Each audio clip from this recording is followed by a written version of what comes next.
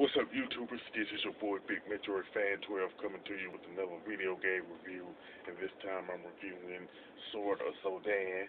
And this hack and slash game was originally released on the Amiga by the Discovery software, and it was later ported to the Macintosh System 7 by Bethesda software and Sega Genesis by EA and Innerprise.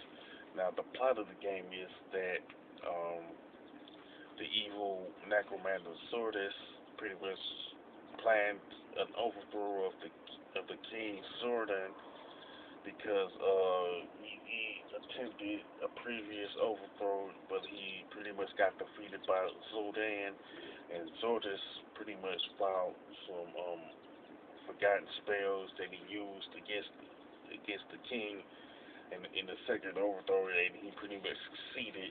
Now the king pretty much took his twin children, Brodan and Sardan, and put them and allowed an old guy to take care of them, and this old guy pretty much trained them in sword battle, and now these twin brother and sister team are pretty much going out to take out Sodan, who became a dictator and stuff. Now, I first found out about this game pretty much yesterday on another YouTube video called the Top 10 Worst Genesis Games by Mojo.com. And this particular game was the number one on the list. And I found out rather quickly how bad this game was. Now with the controls, you could press up and C to chop.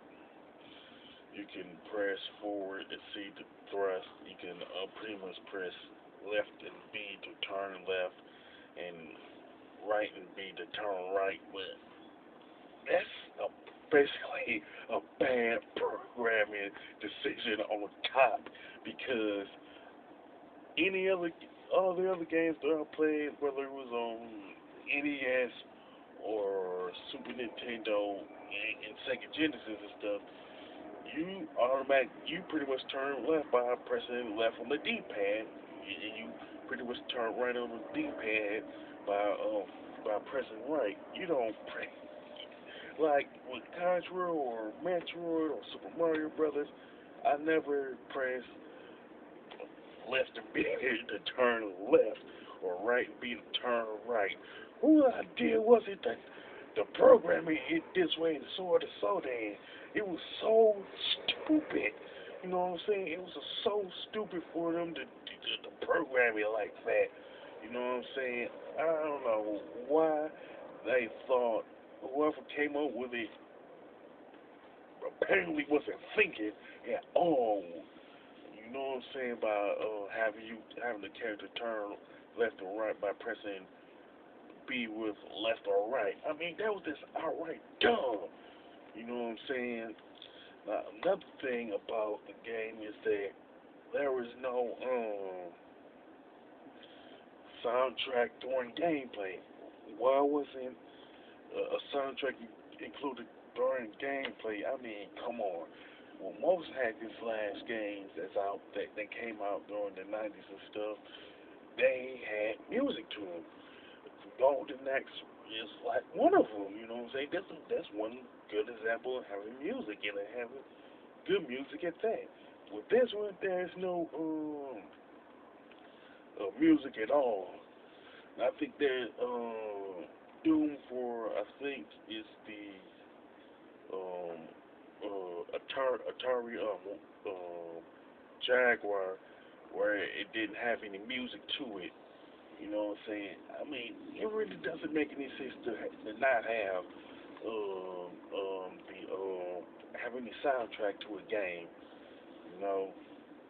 Now, under the options, of course, you can pick how many lives you can have. The most you can have like 3, 5, or 7 lives. You can pick normal, easy, or hard, which is was like pretty standard at the time. No big deal there.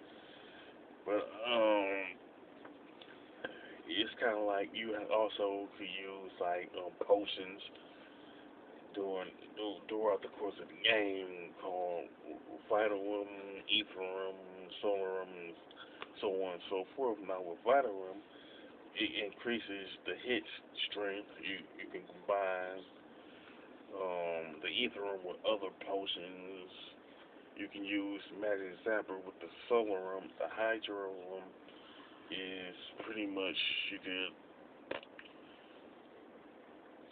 like get an extra life with it. Now with the Ethereum, you can get like a firebrand when you combine it with Vitarum, and with the Solarum, you can pretty much no, it's the Vitarum, Solarum, and Ethereum. You get the firebrand. You could you could get an extra life by mixing the Vitarum with Ethereum, and you can get a shield by mixing Hytherum and Ethereum. If you get four Ethereums, you can pretty much skip a level, but the only exceptions are levels 6 and 7.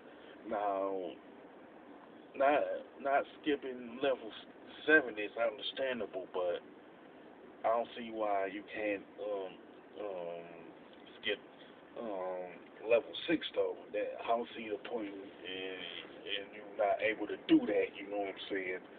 Now, mixing Vitarum with Hydrorum or Solarum or Hydrorum with Solarum are really like majorly pointless to do because they're not gonna work a lot of the times. I would say pretty much every time you try to use them, you know. So with that, it's kind of like the graphics and level design are pretty much mediocre at best, and the same thing can be said about the same thing is true about the sprites and the color palettes. They're mediocre at best also. Now the gameplay and the controls to this game are so like sluggish and unresponsive at times. Plus, I did notice that it looks like the woman character Sodan. It really does look like she is limping. I don't understand why she is pretty much limping in the game I'm talking about before you even get hit. You know what I'm saying?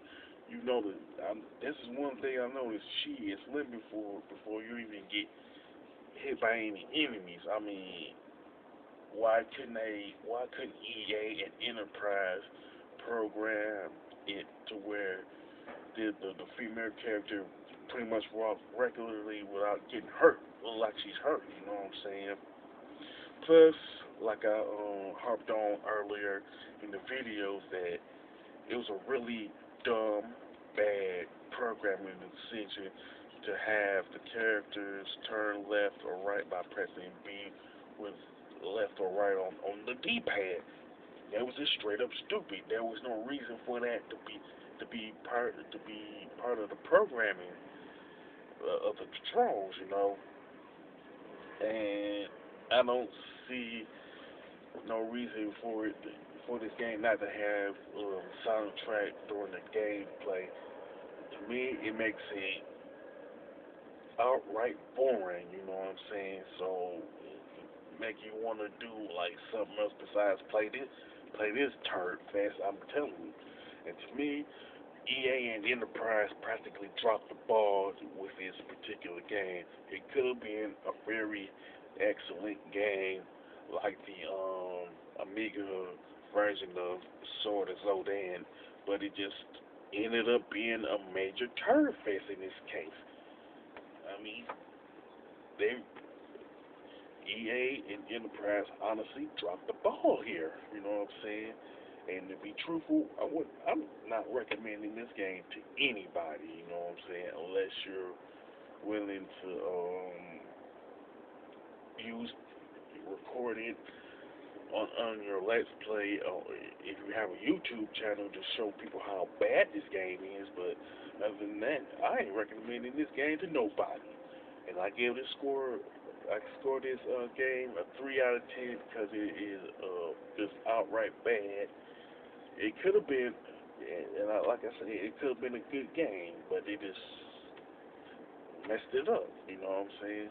Now, with that being said, if you played this third Wrestler game and have the same opinion as I do about it, you can mention it in the comment section of the video. If you like my review of Sword or Sodan, don't hesitate to click the thumbs up button, and don't forget to subscribe. This is your boy, Big Metroid Fan 12 signing off.